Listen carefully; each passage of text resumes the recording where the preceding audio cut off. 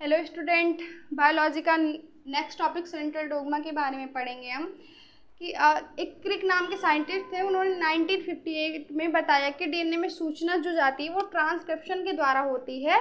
ठीक है, ये बात तो ठीक है। इसके पहले टॉपिक में मैंने आपको डीएनए में सूचना कैसे जाती है ट्रांसक्रिप्शन द्वारा, ये मैंने आपको बताया था।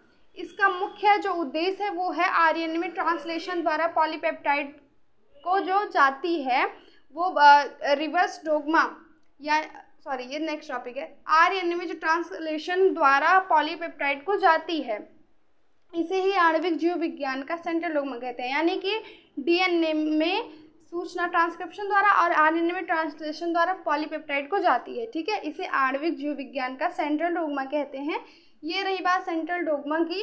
इसमें कोई बहुत बड़ी बात नहीं, मतलब कि इसमें एक डिफिनेशन सी याद करनी है। ये कोई मल्टीप्लिकेटेड या कोई सवाल ये नहीं है, ये केवल एक पढ़ने की बात है। पढ़ना है आपको, इसको याद करना है। ठीक है, और दूसरा है रिवर्स डोग्मा।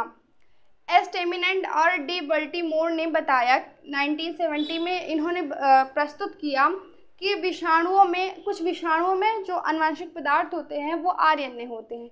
अगर आनुवंशिक पदार्थ आरएनए है तो उसमें जो होगा रिवर्स ट्रांसक्रिप्शन होगा। ठीक है, उसमें क्या होगा, रिवर्स ट्रांसक्रिप्शन होगा।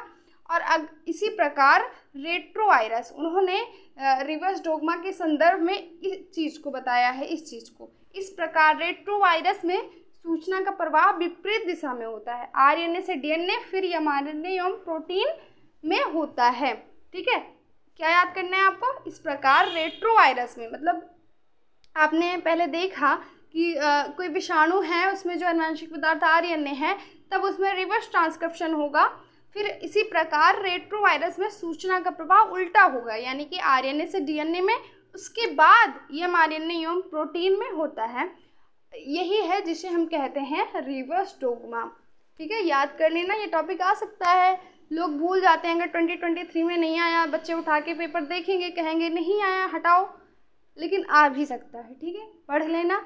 और अगर ये सही नहीं दिख रहा है तो मैं इसको पोस्ट कर दूंगी, वहाँ पे देख लेना, क्योंकि यहाँ पे मार्कर सही से चला नहीं है, इसलिए सही नहीं आया है। ठीक है।